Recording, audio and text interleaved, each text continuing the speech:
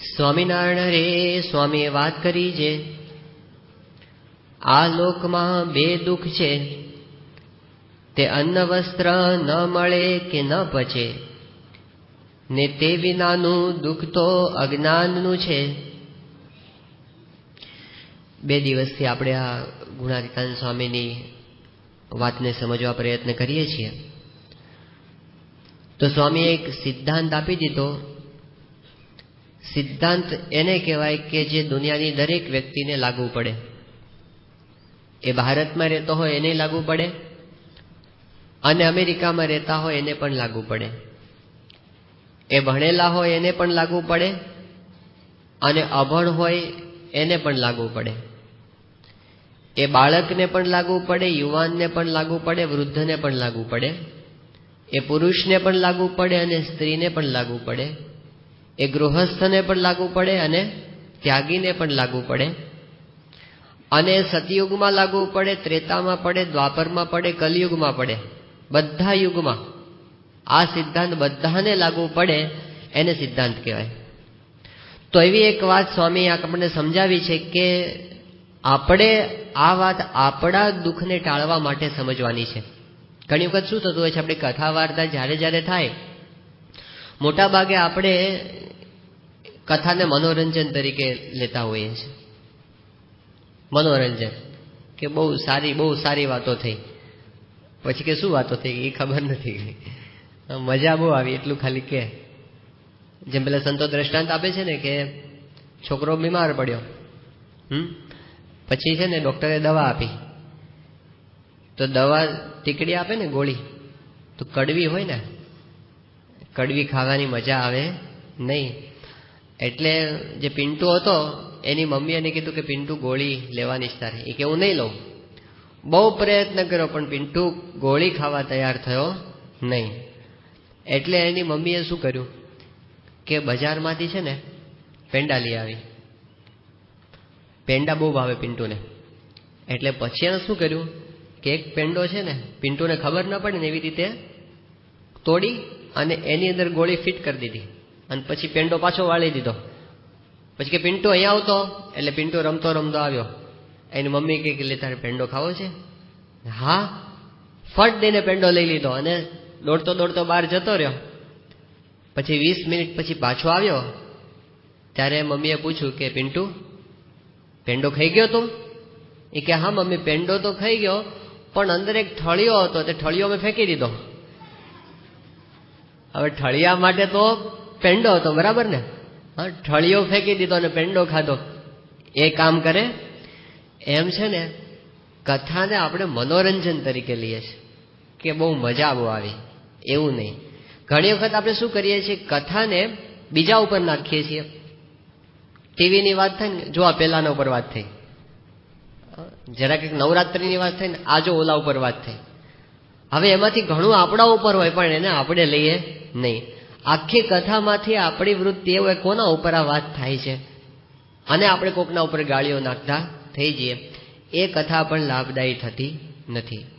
પણ જ્યારે આપણે અંતરદ્રષ્ટિ કરીને પોતાના ઉપર જ બસ હવે બીજું કોઈ નથી, અત્યારે હું છું અને સ્વામી બાપા છે, આપણે બધાને ભૂલી જાઓ. આ જે કઈ વચનો છે બધા મહારાજને સ્વામીના જ વચનો છે, અને હવે એ વચનો મને કેટલા લાગુ પડે છે એટલા મારે લેવા છે, ન પડે એટલા બધા મારે કામના નથી.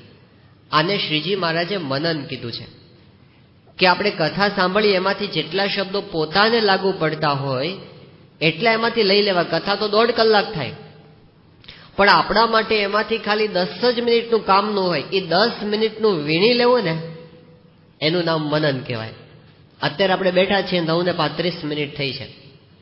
જ્યારે 10:35 આપણે ઊભા થઈએ ત્યારે 1 કલાકમાંથી મને લાગુ પડે એવી એક વસ્તુ એક જ એ મેં પકડી તો મારી કથા કામની. નહીં તો 10:35 ઊભા થાય ને ઘરે ગયા પછી પૂછે કે શું હતું, એ કે બસ કઈ ખબર નથી, કંઈક હતું ખરું. એ કથા સાંભળી કહેવાય નહીં. શ્રવણ પછી મનન એ ભેગું ભેગું જ થવાનું હોય કે આમાંથી આપણને હમણાં અહીં આગળ કહેવામાં આવે, ચલો આ ખપની વાત છે, એવું કહેવામાં આવે 5 વાક્યો જુદા જુદા બોલવામાં આવે છે. પહેલું વાક્ય એ છે કે આજે એક એવો અક્ષીર ઉપાય બતાવવાનો છે ને, શાસ્ત્રોનો ઉપાય છે, એવો અક્ષીર ઉપાય કે એ જો તમે અજમાવો ને તો જેને નોકરી ના હોય ને નોકરી મળી જાય. બીજી વાત, બીજો ઉપાય કેવો બતાવવાનો છે ને કે તમે અજમાવો ને, શાસ્ત્રની વાત છે, તો જેને દીકરો ના હોય ને દીકરો થઈ જાય.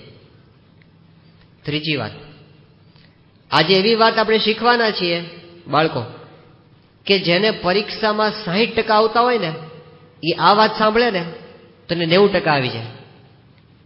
હા, ચોથી વાત કહેવામાં આવે કે આજે જે વાત થવાની છે એવી છે કે જો સાંભળે ને તો જેના લગ્ન ન થતા હોય ને એ થઈ જાય.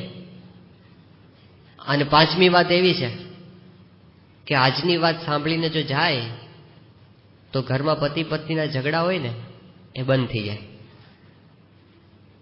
હવે પછી છે ને તમે જોજો, આટલા 5 વાક્યો કીધા ને તો હવે કોણ એલર્ટ થઈ જશે? જેને નોકરીની ઈચ્છા હોય ને એને એ જ શબ્દો પકડાશે. આ 5 વાક્યોમાંથી બીજા યાદ પણ નહીં રહે ને. મેં કયા 5 કીધા તે પણ યાદ નહીં હોય.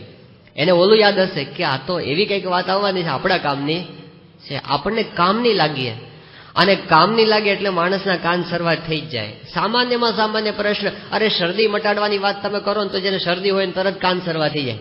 કંઈક આપણા કામની વાત આવી, કંઈક પેટ સાફ આવે એવી વાત થાય, કંઈ કરવામાં આવે ને કોઈક જગ્યાએ તો જેને પ્રશ્ન હોય ને કબજિયાત એ એલર્ટ થઈ જાય કે હાલું કામનું આવ્યું કંઈક, હવે આ સાંભળવું પડશે. બરાબર, કામનું લાગવું જે આ મારા માટે છે.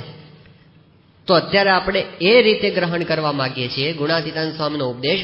સ્વામી કહે છે કે આપણા જીવનમાં કોઈ પણ ક્ષણે આપણને જો થોડોક પણ અશાંતિનો અનુભવ થાય, ઉદ્વેગનો અનુભવ થાય, હતાશાનો અનુભવ થાય, નિરાશાનો અનુભવ થાય તો સમજવું કે આપણામાં કંઈક અજ્ઞાન તો છે. હવે કયું અજ્ઞાન આપણે શોધવાના છે.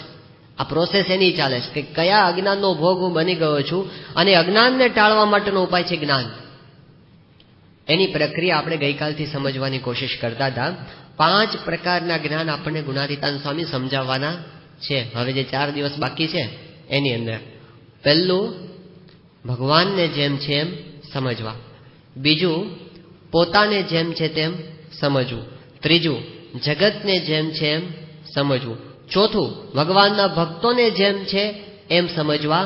અને પાંચમું, આપણે સવારથી તે સાંજ સુધી જેટલી ક્રિયા કરીએ છીએ એ ક્રિયાના હેતુને જેમ છે એમ સમજવો.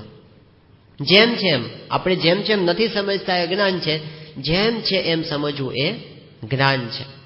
પણ એની પ્રક્રિયા શું છે? આધ્યાત્મિક જ્ઞાન છે 5 તો હજી એ 5 વિષયમાં પ્રવેશ કરતા પહેલા એક પગથિયું પસાર કરવાનું છે.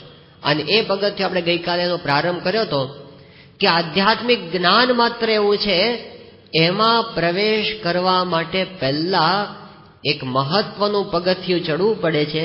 એ પગથિયું છે શ્રદ્ધાનું, એ પગથિયું છે વિશ્વાસનું. શ્રદ્ધા અને વિશ્વાસ કોનામાં રાખવાના? સત્શાસ્ત્રની અંદર અને સત્પુરુષની અંદર. સાચા સંતની અંદર આપણને વિશ્વાસ આવી જાય તો આપણું કામ થઈ જાય.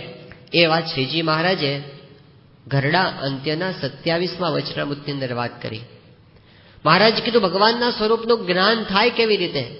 તો કીધું કે નિષ્કામ, નિર્લોભ, નિસ્વાદ, નિર્માન અને નિસ્નેહ, આ 5 વર્તમાને યુક્ત જે સંત હોય એ સંતના વચને કરીને ભગવાનનો નિશ્ચય થાય છે. બુદ્ધિના બળથી થતો નથી, ગુરુના વચનથી થાય છે. મધ્યનું 14મું વચનામૃત નિશ્ચયને તદાત્મકપણું કીધું છે. એવો નિશ્ચય કેમ સિદ્ધ થાય? ભગવાનના એકાંતિક સંતના વચને કરીને. મધ્યનું 13મું વચનામૃત ભગવાનનું સ્વરૂપ કેમ સમજાય? સત્પુરુષ થકી ભગવાનનું સ્વરૂપ સમજાય. કાર્યાણીનું 12મું વચનામૃત કે ક્યારે ભગવાનનું સ્વરૂપ સમજાય છે? જ્યારે એ જીવનો સંતનો સમાગમ મળે, સંતના વચને કરીને ભગવાનનું સ્વરૂપ ઓળખ્યામાં આવે છે. એક સરખો મહારાજનો સિદ્ધાંત જાય છે, સંત મળે તો ભગવાનના સ્વરૂપનો નિશ્ચય થાય. શ્રીમદ ભગવદ્ ગીતાના 4થા અધ્યાયની અંદર અર્જુનને શ્રી કૃષ્ણ ભગવાન જ્ઞાનનો ઉપાય બતાવે છે કે હે અર્જુન, તારે જ્ઞાન પ્રાપ્ત કરવું છે ને તો કેવી રીતે થાય? એના ઉપાયમાં શ્રી કૃષ્ણ ભગવાન કહે છે તદ વિદ્ધિ પ્રણિપાતેન પરિપ્રશ્નેન સેવયા. તદ વિદ્ધિ પ્રણિપાતેન પરિપ્રશ્નેન સેવયા ઉપદેક્ષંતે તે જ્ઞાનમ જ્ઞાનીન તત્વદર્શિનઃ. ભગવાન કહે છે કે તને એવા જ્ઞાની સંત મળે ને, એના થકી તને જ્ઞાન થશે. તું એની પાસે પ્રણિપાત કર, એની સેવા કર, એમની પાસે જિજ્ઞાસા રાખ, તો એ તને જ્ઞાન આપશે. હવે આશ્ચર્યની વાત કેવી છે કે કૃષ્ણ ભગવાન પોતે જ સામે બેઠા છે અને અર્જુનને વાત કરે છે, અને છતાં પણ સમજાવે છે શું કે ભવિષ્યમાં એવા સંત મળશે ને એ તને ભગવાનનું જ્ઞાન આપશે. આ એક આશ્ચર્યની વાત છે. ભગવાન સામે બેઠા છે તો પણ સંત વિના સાચું જ્ઞાન જેમ છે એમ થતું નથી. ભાગવતના 5મ સ્કંદની અંદર ઋષભદેવ ભગવાન પોતે ભગવાનનો અવતાર છે અને પોતાના 100 પુત્રોને ઉપદેશ આપે છે. એ ઉપદેશની અંદર શું કહે છે? એ કહે છે કે મહત સેવામ દ્વારમાહુર વિમુક્તેશ્ચ અને તમો દ્વારમ યોષિતામ સંગી સંગમ. એ કહે છે કે મહાન પુરુષની સેવા કરશો ને ત્યારે તમને જ્ઞાન થશે. ભગવાન પોતાના દીકરાઓને પણ એ જ કહે છે કે હું તમારો બાપ થઈ ગયો એટલે એવું ના સમજશો કે તમને જ્ઞાન થઈ જશે. તમારે સંતની સેવા કરવી પડશે. ઋષભદેવ ભગવાને જે પોતાના દીકરાને વાત સમજાવી એ જ વાત જડભરતે રહુગણ રાજાને સમજાવી કે રહુગણે તત્ તપસા નયાતિ ન ચેજ્જયા નિર્વપણાદ ગૃહાદ્વા ન છંદસા નૈવ જલાગ્નિ સૂર્યહિ વિના મહત્પાદ રજોઅભિષેકમ. કે હે રહુગણ, તું ગમે તેટલા યજ્ઞો કર, ગમે એટલું તપ કર, ગમે એટલો શાસ્ત્રનો અભ્યાસ કર, ગમે એટલી સ્કૂલો કે હોસ્ટેલો કે છાત્રાલયો બાંધી નાખ, કે ગમે એટલી હોસ્પિટલો બનાવી નાખ, મોટા પુરુષના ચરણની રજનો જ્યાં સુધી તારા પર અભિષેક નહીં થાય ત્યાં સુધી તને જ્ઞાન થવાનું નથી. તો જ્યાં જ્યાં આપણે શાસ્ત્રમાં જોઈએ છે બધે સાચા જ્ઞાન માટે સંતને બતાવ્યા છે. મહારાષ્ટ્રની અંદર એક બહુ મોટા સંત થયા, સંતનું નામ છે નામદેવ. એના અભંગો અત્યારે પણ મહારાષ્ટ્રમાં ઘરે ઘરે ગવાય છે. એવા બહુ પ્રસિદ્ધ અને મહાન સંત થયા. નામદેવ કેવા હતા? આપણી ઉંમરના હતા ને, નાના 8 વર્ષના.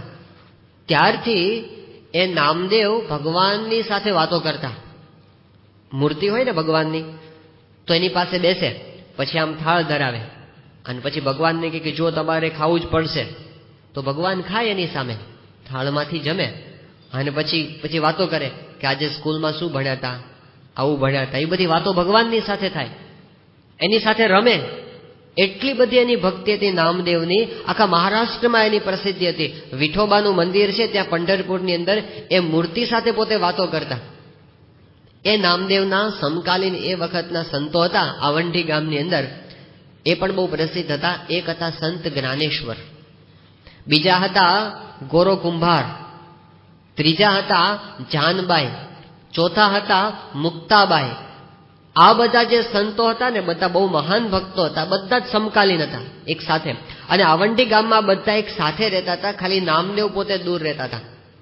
એકવાર નામદેવને એવી ઈચ્છા થઈ કે મારે સંત જ્ઞાનેશ્વર વગેરેને મળવા માટે જવું છે, એટલે પોતે ખાસ એમને મળવા માટે ત્યાં પહોંચ્યા. આ બાજુ આ બધા ભક્તોને ખબર પડી નામદેવ આવે છે, નામ સાંભળ્યું તો ક્યારે મળ્યા નહોતા. એકદમ એ લોકો સ્વાગત કરવા માટે સામે ગયા, ગામને પાદર મુલાકાત થઈ અને નામદેવને જોઈને બધા એમને દંડવત પ્રણામ કર્યા, પગે લાગ્યા. પણ નામદેવ કોઈને પગે લાગ્યા નહીં, એ આમ ટટ્ટાર ઉભા રહ્યા. નામદેવની એક ખામી એ હતી કે એને છે ને અહંકાર હતો કે હું બહુ મોટો ભક્ત છું, આવો એને અહંકાર હતો. ભક્તો બધા કઈ બોલ્યા નહીં, એમનું સ્વાગત કર્યું, એને લઈ ગયા, બેસાડ્યા અને બસ બીજું ભક્તો ભેગા થયા એટલે શું કાર્યક્રમ હોય, બીજી તો કોઈ પાર્ટી હોય નહીં, ભજન ભક્તિનો કાર્યક્રમ. આખી રાત ભજન થવાના હતા અને ભજનની બરાબર રાત જામી હતી. અને એકદમ 12 વાગે અચાનક પેલા જાનબાઈ હતા, એને કીધું કે ગોરા કુંભાર, તમે કુંભાર ખરા એટલે તમને માટલા કાચા છે કે પાકા એ ખબર પડે, પણ ભગત કાચો છે કે પાકો એ તમને ખબર પડે કે નહીં? એ કે એ પડે. તો આ બધા ભગતો બેઠા છે, આમાંથી કોણ કાચો ને કોણ પાકો એ તમે કઈ આપો, એ કઈ આપો હમણાં હું. અને ગોરા કુંભાર પોતે ઊભા થયા અને એક એક ભગત પાસે જાય, પછી શું કરે ખબર છે? માથામાં ટકોરો મારે. પછી આમ અવાજ સાંભળીને કે આ કાચો છે, આ પાકો છે, આ અડધો કાચો છે. ટકોરા મારીને ઓલો જોવે નામદેવ કે આ કે મૂર્ખ છે કે શું? આ માટલાની ખબર પડે કે ટકોરા મારીને માણસની ખબર પડતી હશે? અને એમાં તો નામદેવનો પોતાનો વારો આવ્યો અને નામદેવને માથે ટકોરા મારી અને ગોરા કુંભાર કે નામા કચ્ચા, આ તો કાચો છે. અને નામદેવને જે ગુસ્સો ચડ્યો ત્યાં ને ત્યાં ઉભા થઈ ગયા નામદેવ. એ કે આ ભગત જ નથી, બધા મૂર્ખા ભેગા થયા છે. હાલતા જ થઈ ગયા સીધા ઘર ભેગા જ. આ બાજુ આવ્યા, સવાર પડી ગઈ હતી પંઢરપુરમાં, સીધા જ વિઠોબાના મંદિરમાં ગયા. એને તો ભગવાન સાથે ડાયરેક્ટ ડાયલિંગ હતું. સીધા ભગવાન પાસે જઈને ફરિયાદ ચાલુ કરી, આ બધા તમારા ભગત કહેવાય છે, અક્કલ તો જરાય નથી. અને માથામાં ટકોરા મારીને માણસને નક્કી કરે. અને મને ટકોરા મારીને કે નામદેવ કાચો છે. વિઠોબા બધી વાત સાંભળતા હતા. પછી ભગવાને મૂર્તિમાંથી કીધું કે નામદેવ, ગોરા કુંભારની વાત સાચી છે, તું હજી કાચો છે. અને નામદેવને એકદમ આઘાત લાગ્યો કે શું વાત છે, તમે મારી સાથે વાત કરો છો તો પણ હું કાચો? એ કે હા, તું હજી કાચો છે. કારણ શું છે? કારણ એટલું છે કે તે હજી સુધી ગુરુ કર્યા નથી. જ્યાં સુધી સાચા સંત નહીં મળે, સાચા ગુરુ નહીં મળે, ત્યાં સુધી મારી ભેગો ફરીશ ને તોય તને સાચું જ્ઞાન થવાનું નથી. જા ગુરુને શોધી કાઢ. અને ગોરા કુંભારે પછી એવા ગુરુને શોધ્યા અને ગુરુ પાસેથી એને જ્ઞાન પ્રાપ્ત કર્યું. અને પછી નામદેવનો બધો અહંકાર ઓગળી ગયો. જે પેલો અહંકારી થઈને ફરતો હતો ને, બધો અહંકાર. ને પછી તો ભગવાન પાસે પ્રાર્થના શું કરી કે હે વિઠોબા, તમે મને બીજો જન્મ શાનો આપજો? આ તમારું જે મંદિર છે ને, એ મંદિરના પહેલા પગથિયાનો અવતાર મને આપજો. કારણ કે જેટલા ભક્તો છે એ મારા ઉપર ચરણ મૂકીને જાય, એમના ચરણની રજ મને મળ્યા કરે, એવા મારા ભાગ્ય ક્યાંથી? આટલી બધી અહમ શૂન્યતા એની અંદર આવી ગઈ. પણ ક્યારે? ગુરુ મળ્યા ત્યારે. એટલા માટે આપણે ત્યાં કહેવામાં આવ્યું છે કે ગુરુ બિન જ્ઞાન નહીં, ગુરુ બિન ધ્યાન નહીં, ગુરુ બિન આત્મવિચાર ના લાથ. જે કઈ આ જ્ઞાન થાય છે ને, પહેલામાં પહેલો એનો પાયો છે સંત પાસે નમ્ર થઈ જવું, સંતને પકડી લેવા. એની પાસે બુદ્ધિના ડોળ છે, એ મૂકી દેવા. તો કેવી રીતે આપણે સંતની અંદર જોડાવાનું છે? તો એનો સિદ્ધાંત એ છે કે સૌથી પહેલા તો સંતનું જીવન જોવું. આપણે ત્યાં એક મોટી ખામી શું હોય છે ખબર છે? કે લોકો ગુરુ પાસે જાય પણ લોકોની માગણી શું હોય? એ કે ગુરુ કઈ પરચા બતાવે છે કે નહીં? અમને કંઈક પરચા બતાવે એવા ગુરુ હોય તો એમાં રસ છે. ઇન્ટરેસ્ટ લોકોને આની અંદર જ હોય છે કે કંઈક આમ હવામાંથી આમ કંઈક કંકુ કાઢી આપે છે, કંઈક આમ નાળિયેર ફોડ અંદરથી ચૂંદડી કાઢે છે. આવા કંઈક જો પરચા બતાવે ને તો આપણે અભિભૂત થઈ કે અમારા ગુરુ તો બહુ જોરદાર છે. અને એની જાત જાતની બધી વાતો ચાલે પરચાની. અમુક સંપ્રદાય તો પ્યોરલી પરચા ઉપર જ હાલે છે. અમુક સંપ્રદાયના મેગેઝિનો પણ પરચા ઉપર ચાલે છે. અમુક લોકો ઇનડાયરેક્ટલી આનો પ્રચાર કરે છે પરચાના આધારે કે અમારા ગુરુ બહુ ચમત્કારો બતાવે. પણ એક વસ્તુ સમજી રાખવા જેવી છે, જ્યારે આપણે શાસ્ત્રના સિદ્ધાંતની વાત કરીએ છીએ એમાં વચ્ચે કે પરચો આડો આવતો જ નથી. આધ્યાત્મિક જ્ઞાનમાં કોઈ જગ્યાએ પરચાની વાત આવતી જ નથી. તમે ગીતા વાંચો, મહાભારત વાંચો, રામાયણ વાંચો, ઉપનિષદ વાંચો, ભાગવત વાંચો, શિક્ષાપત્રી વાંચો, વચનામૃત વાંચો, સ્વામીની વાતો વાંચો, દુનિયાનો કોઈ પણ સાચો ધર્મગ્રંથ વાંચો, અને એની અંદર એવી વાત ક્યાંય આવતી જ નથી કે સાચા સંત હોય પરચા બતાવે. મીરાબાઈ, નરસિંહ મહેતા કોઈને લોટરીના નંબર આપતા નહોતા, કોઈને નહીં. પણ લોકોને હજી રસ એમાં જ પડે છે કે લોટરીનો નંબર આપી દે ને.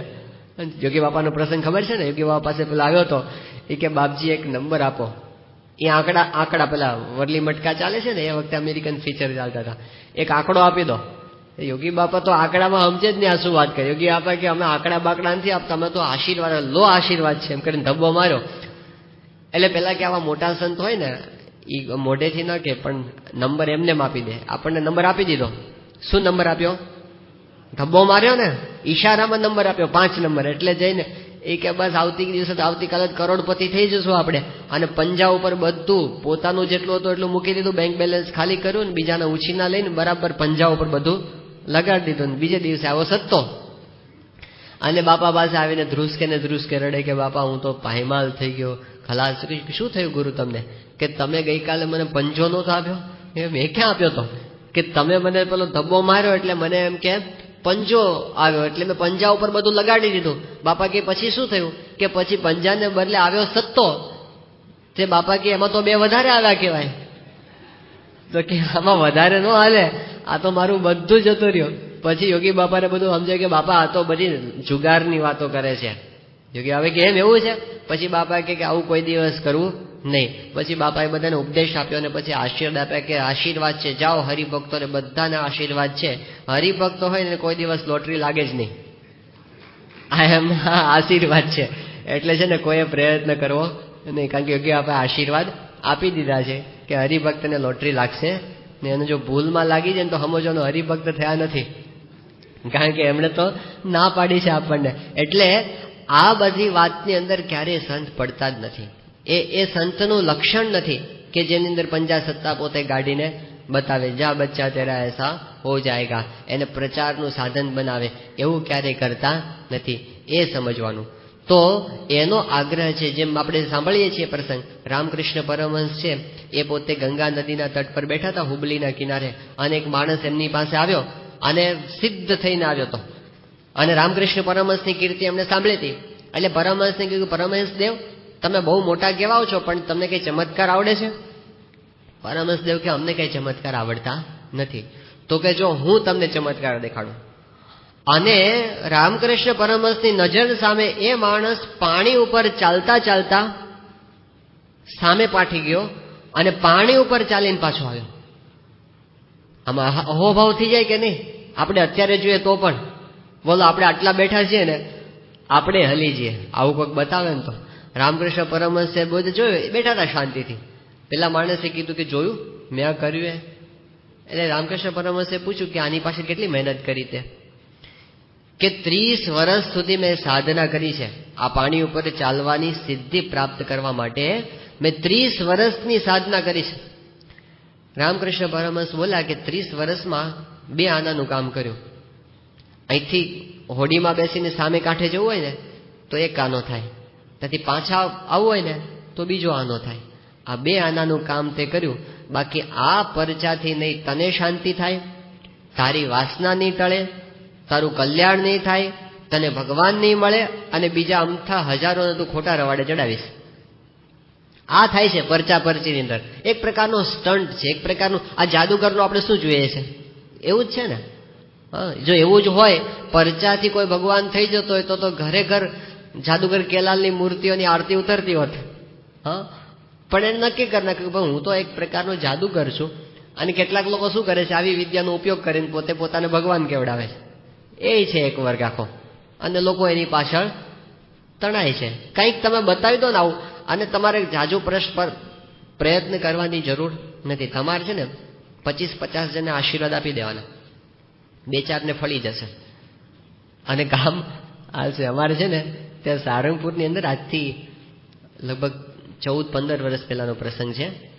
ત્યાં ગૌશાળાની અંદર એક માણસ કામ કરતો હતો. એનું નામ હતું મેલો. શું નામ હતું બાળકો? બસ જેવા નામ હતા ને એવા જ એના ગુણ હતા.